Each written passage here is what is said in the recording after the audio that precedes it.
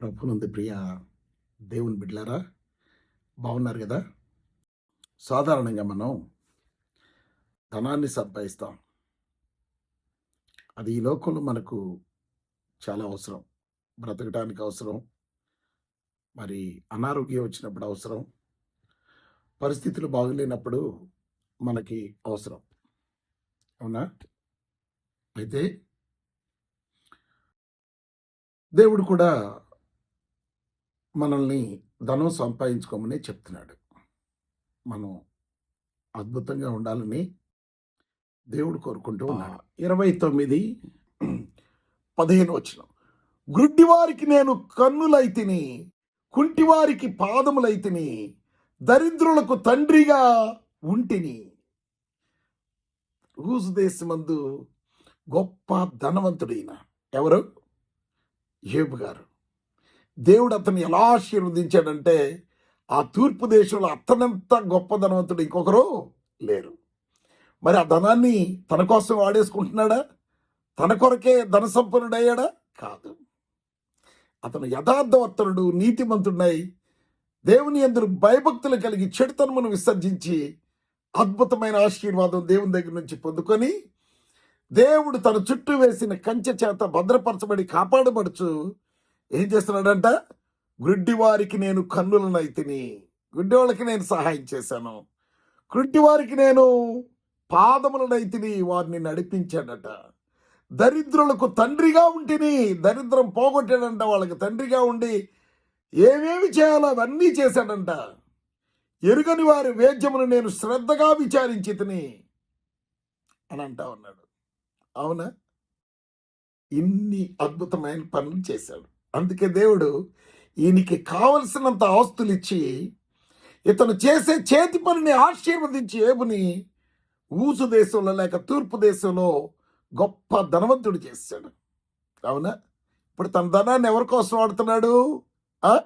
గుడ్డివారికి, కుంటివారికి, నశించుటకు సిద్ధమైన వాళ్లకు, దీనులకు, తండ్రి లేని వారికి, సహాయం లేని వారికి, వీళ్ళందరికీ ఆ ధనాన్ని పంచిపెడుతూ అనేకులకి ఆసరాగా ఆయన జీవించాడు.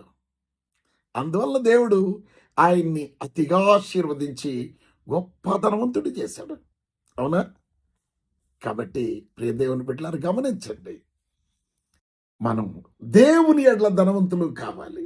దేవుని ఎడ్ల ధనవంతులు కావడం అని అంటే అర్థం ఏంటి అని అంటే, ఇతరుల కొరకు మనం ధనాన్ని ఖర్చు పెట్టేవారిగా ఉండాలి.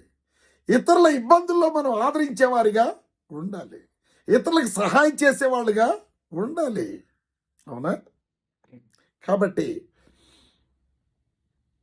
ఏంటంట, ఈ విధంగా దేవుని ఎడల మాత్రం మనం ధనవంతులు కావాలంటే, ఎవరైనా దేవుని ఎడల ధనవంతులు కావాలనుకున్న వాళ్ళకి మాత్రమే దేవుడు ఆ సంపదనిస్తాడు, ఆ జీవితాన్ని ఇస్తాడు, వారికి కలిగిన ఆస్తుల్ని గొప్ప చేస్తాడు, ఆస్తిపరులను చేస్తాడు, కోటీశ్వరులు చేస్తాడు. వాళ్ళు ఏ బిజినెస్ చేస్తే అది ఆశీర్వదించబడుతుంది. అవునా? సరే, ఇంకొక ధనవంతుడిని గురించి మనం చూద్దాం. ఈ ధనవంతుడు చాలా గొప్ప ధనవంతుడు. ఈ ధనవంతుడి గురించి మనం చూద్దాం. ఈ ధనవంతుడు ఎలా అంటాడంటే, లూకాసు సువార్త 16:19 చదువుకుందాం. ధనవంతుడు ఒకడు ఉండెను. యేసు ప్రభు వారు చెప్తున్నాడు, అతడు ఊదారంగు బట్టలను, సన్నపు నేర వస్త్రములను ధరించుకొని ఎలా ఉన్నాడంటే, అతని ధనంతో ఊదారంగు వస్త్రాలు, చాలా కాస్ట్లీ డ్రెస్సెస్, అద్భుతమైన జీవితం జీవించేవాళ్ళు వేసుకునేటువంటి డ్రెస్సెస్, ఓదారంగు బట్టలు, సన్నపు నార వస్త్రాలు, చాలా ఖరీదైనటువంటి మెటీరియల్ ధరించుకునేవాడు. ఇతను జీవితంలో ఎలా జీవించేవాడంటే, ప్రతిదినము బహుగా సుఖపడుచుండేవాడు. ఎవ్రీడే సుఖం, ప్రతిరోజు సుఖం, సుఖమైన జీవితం, సుఖప్రదమైన జీవితాన్ని జీవిస్తూ ఉన్నాడు. అదే అధ్యాయంలో లాజరు అనే ఒక దరిద్రుడు కూడా ఉన్నాడు. ఒక ధనవంతుడు ఉన్నాడు, లాజరు అనే ఒక దరిద్రుడు కూడా ఉండెను. ఈ లాజరు ఎలా ఉన్నాడంట, వాడు కురుపులతో నిండిన వాడై ధనవంతుని ఇంటి వాకిట, ఎక్కడ? ఇంటి వాకిటి దగ్గరే పడి ఉంటాడంట పాపం. అవునా? ఇంటి వాకిట పడి ఉండి అతని బల్ల మీద నుండి పడు రొట్టె ముక్కలతో అంటున్నాడు. ఎక్కడ? అతను సుఖంగా జీవించేటప్పుడు, అద్భుతమైనటువంటి ఆహారాన్ని తీసుకునేటప్పుడు ఆ బల్ల మీద పడే రొట్టె ముక్కలతో ఆకలి తీర్చుకొన గోరెను అన్నాడు. ఆకలి తీర్చుకొన గోరెను అంటే ఇంకా ఆకలి తీరలేదు. ఆకలి సరిగ్గా తీరేది కాదు. ఆకలి తీర్చుకొని కోరాడు కానీ ఒకరోజు రొట్టె ముక్కలు దొరకవచ్చు, ఒకరోజు రొట్టె ముక్కలు దొరకకపోవచ్చు. ఏమైనా కింద పడితే వాటిని తీసుకుంటాడు, లేదు అని అంటే మాడతాడు పాపం, ఆహారం లేక బాధపడతాడు. అంతేకాక కుక్కలు వచ్చి వాని కురుపులు నాకెను. ధనవంతుడు ఎంత అద్భుతంగా జీవిస్తున్నాడో దానికి ఎగ్జాక్ట్లీ వ్యతిరేక దిశలో అంత దరిద్రాన్ని జీవిస్తూ కురుపులు, మందు లేక, కట్టు కట్టేవాళ్ళు లేక, నూనె పూసేవాళ్ళు లేక కుక్కలు వచ్చి వాని కురుపులు నాగుతున్నాయి. అదే అతని ట్రీట్మెంట్. అవునా? కుక్కలు అతన్ని ట్రీట్ చేస్తున్నాయి. ఒకరోజు ఏం జరిగిందంటే ఆ దరిద్రుడు చనిపోయాడు. చనిపోతే ఎవరొచ్చారో తెలుసా? అతను తీసుకెళ్ళడానికి దేవదూతలు వచ్చి అతను తీసుకెళ్ళి అబ్రహాంకి అప్పచెప్పారు. అప్పుడు అతను అబ్రహాము రొమ్మునంటే కుడి పార్శాన ఆయన సేద తీరుతూ ఉన్నాడట. అలాగే ఆ ధనవంతుడు కూడా చనిపోయాడంట.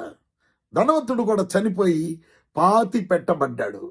పైన దరిద్రుడు చనిపోయి దేవదూతల చేత తీసుకెళ్ళబడితే ధనవంతుడు చనిపోయి పాతి పెట్టబడి ఎక్కడికి వెళ్ళాడు? పాతాళానికి వెళ్ళిపోయాడట. పాతాళానికి వెళ్ళిపోయాడు. అప్పుడు అతడు పాతాళములో బాధపడచ్చు అబ్రహామును అతని రొమ్మును ఆనుకుని ఉన్న లాజరును చూచి ఆయన ఏమంటా ఉన్నాడు తెలుసా? తండ్రివైన అబ్రహమా, నా యందు కనికరపడి అని అంటా ఉన్నాడు. ఏం పడాలంట? కనికరపడాలంట. నువ్వు లగ్జరీగా ఉన్నప్పుడు, ఉదారంగా వస్త్రాలు వేసుకున్నప్పుడు, సన్నపనార వస్త్రాలు వేసుకున్నప్పుడు, బహుదినం సుఖపడుచుండేటప్పుడు నీ ఇంటి వాకిట్లో ఉన్నటువంటి లాజర్ నీకు కనపడలేదా? ఆ లాజర్ని ఈరోజు నువ్వు కనికరాన్ని అడుగుతున్నావా? ఆ రోజు నువ్వు కనికరాన్ని చూపావా? నిన్ను కనికరించడానికి కనికరం గలవారు ధన్యుడు, వారు కనికరింపబడదురు అని బైబిల్ చెప్తుంది. నువ్వు కనికరించావా? ఈరోజు కనికరాన్ని అడుగుతా ఉన్నావు. చాలామంది వాళ్ళని ఇతరులు చూడాలనుకుంటారు కానీ ఇతరులని వాళ్ళు చూడరు. ఇతరులు చూసేది వాళ్ళకి చేత కాదు కానీ ఇతరులు వాళ్ళని చూడాలని కోరుకుంటారు, ఇతరులు వాళ్ళకి సహాయం చేయాలని కోరుకుంటారు కానీ ఇతరులకు వాళ్ళు సహాయం చేయరు. అవునా? ఏమంటాను? తండ్రి అయిన అబ్రహామా, నా యందు కనికరపడి తన వ్రేలి కొనను నీళ్లలో ముంచి నా నాలుకను చల్లార్చుటకు లాజరును పంపుమని అంటా ఉన్నాడు. ఒక్కరోజన్నా దసరాకో, దీపావళికో, లేకపోతే పెద్ద పండగకో, చిన్న పండగకో, క్రిస్మస్కో ఒక్క కంప్లీట్ ఫుల్ రొట్టెన్నా ఇచ్చా పాపం. ఈడెన్నో రోజుల నుంచి ఇక్కడ వాకిట్లోనే పడున్నాడు. ఈడికి పండగ రోజన్నా ఒక పూర్తి రొట్టె ఇద్దామని అనుకున్నావు. ఈరోజు నీకు తన వ్రేలి కొన నీళ్ళలో ముంచి నీ నాలుక మీద వేయడానికి, అడగడానికి. అవునా? సిగ్గుపడాలి. మన ఇతరుల దగ్గర నుంచి ఆశించేవాడు సిగ్గుపడాలి. మనం చేసి ఇతరుల దగ్గర ఆశిస్తే దేవుడు మనకిస్తాడు. హల్లెలూయా. దేవునికి స్తోత్రం కలుగును గాక. ఇంకేమన్నాడు తెలుసా? నేను ఈ అగ్ని జ్వాలలో యాతన పడుచున్నానని కేకలు వేసి చెప్పాను. అందుకు అబ్రహాము, కుమారుడా, నీవు నీ జీవితకాలం మందు నీకు ఇష్టం వచ్చినట్లు సుఖం అనుభవించావు. నువ్వు సుఖం అనుభవించేటప్పుడు ఈ లాజర్ నీకు గుర్తు రాలేదు. ఈరోజు నువ్వు గుర్తు చేసుకోవడంలో తప్పులేదు. ఇక్కడ క్షేమంగా సుఖంగా ఉన్నాడు. లాజర్ కష్టాన్ని అనుభవించాడు. జ్ఞాపకం చేసుకో. నువ్వు జీవించిన జీవితంలో ఎప్పుడన్నా ప్రేమ కలిగి ఉన్నావు జ్ఞాపకం చేసుకో. ఎప్పుడన్నా ఇతరులకు సహాయం చేసావని జ్ఞాపకం చేసుకో. ఎప్పుడన్నా కనీసం ఒక రొట్టె పండగ కన్నా ఈ లాజర్కి ఇచ్చావు జ్ఞాపకం చేసుకో. తన కోసమే బ్రతికాడు గనుక నిత్య నరకానికి వెళ్ళాడు. ధనవంతులై తమ కోసం తాము బ్రతికేవాళ్ళు నరకానికి వెళ్తారు. అందుకే యేసుప్రభువారు ఏమన్నాడు తెలుసా? ధనవంతుడు పరలోక రాజ్యంలో ప్రవేశించే కంటే ఒంటె సూది బెజ్జంలో దూరడం సులభం అని చెప్పాడు. ఇంకొక ధనవంతుడి గురించి మనం చదువుకుందాం. లూకాసు వార్త 18:18. ఇక్కడ ఒక ధనవంతుడు యేసు ప్రభు వారిని చూసి, సద్బోధకుడా, నిత్య జీవమునకు వారసుడగుటకు నేనేమి చేయాలి అని అడిగాడు. చాలా మంచిది. నిత్య జీవం దేవుడు ఇవ్వడానికే నిన్ను సృష్టించాడు, కానీ పొందుకోవడానికి నువ్వు బ్రతకడం లేదు, దాన్ని అనుభవించడానికి నువ్వు బ్రతకడం లేదు. అదే నీ ప్రాబ్లం, అవునా అన్నాడు. యేసు ప్రభు అన్నాడు, వ్యభిచరించవద్దు, నరహత్య చేయవద్దు, దొంగిలవద్దు, అబద్ధ సాక్ష్యం పలుకోవద్దు, నీ తల్లిదండ్రులను సన్మానింపుము అనే ఆజ్ఞలు నువ్వు పాటించు అని అన్నాడు. అవి బాల్యం నుంచే, చిన్న వయసు నుంచే పాటిస్తున్నాను, కాబట్టి నాకు నిత్య జీవం వచ్చేస్తుందని అనుకున్నాడు ఆ ధనవంతుడు. కానీ యేసు విన్నాడు. విని, నీకు ఇంకొకటి కొదువుగా ఉన్నది అని అన్నాడు. ఏంటి ఆ కొదువు అని అంటే, నీకు కలిగిన దాన్నంతా అమ్మేసి అది బేదలకి ఇచ్చేసేయి, నువ్వైతే నన్ను వెంబడించు అని అన్నాడు. యేసు అని ప్రేమించాడంట. అని ప్రేమించి, నీ కలిగిందంతా అమ్మేసి బేదలకి ఇవ్వు, నువ్వు నన్ను వెంబడించు, నేను నిన్ను నిత్య జీవంలోకి తీసుకెళ్తానంటే, అప్పుడు వాడు వ్యసనపడి వెనక్కి వెళ్ళిపోయాడు. అప్పుడు ఏం జరుగుతుందని అన్నాడు. యేసు విని, నీకు ఇంకోటి కొదువుగా ఉన్నది, నీకు కలిగినవన్నీ అమ్మి బేదలకిమ్ము, అప్పుడు పరలోకమందు నీకు ధనము కలుగునని అన్నాడు. దేవుడు నీకు ధనం ఎందుకు ఇస్తున్నాడు తెలుసా? పరలోకంలో నువ్వు ధనవంతుడు కావడానికి. ఎలా ధనవంతుడు అవుతావు? ఇక్కడున్న బీదలకి నీ ధనాన్ని ఖర్చు పెట్టి, వారున్న ఆపదల్లో, వారున్న సమస్యల్లో నుంచి వారిని విడిపించి, వారిని క్షేమంగా కాపాడి నువ్వు జీవిస్తే అప్పుడేమవుతుంది? పరలోకంలో నువ్వు ధనవంతుడు అవుతావు. ఈ లోకంలో ధనం కూర్చుకుంటే చెమటలు కొడతాయి, దొంగలు వచ్చి దోచుకుంటారు అని అన్నాడు. పరలోకంలో ధనం కూర్చుకుంటే రేపు నువ్వు పరలోకం వెళ్ళాక దరిద్రుడిగా కాకుండా పరలోకంలో ధనవంతుడిగా జీవించవచ్చు. ఆ ఫెసిలిటీ కల్పిస్తూ దేవుడు నీకు ఈ అవకాశాన్ని ఇచ్చాడు. ఇచ్చినప్పుడు భూమి మీద ఈ అవకాశాన్ని వినియోగించుకోకుండా నువ్వు చనిపోయి నిత్య నరకానికి వెళ్లాల్సిన పరిస్థితి ఏర్పడుతుంది. దేవుడు నీకు జాబ్ ఇచ్చాడా?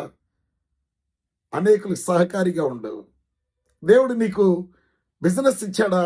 అనేకులకు సహాయం చేయి. దేవుడు నిన్ను విపరీతంగా ఆశీర్వదిస్తాడు. అట్టి కృపలో దేవుడు నిన్ను ఆశీర్వదించునుగాక. దేవుడి వాక్యం మన కొరకు దీవించునుగాక. ఆమేన్. ప్రార్థన. జీవముగల తండ్రి, కృపగల దేవ, స్తోత్రాలు నాయనా. ఈ సమయంలో వాక్యం విన్నటువంటి బిడ్డలు మీరు దీవించండి.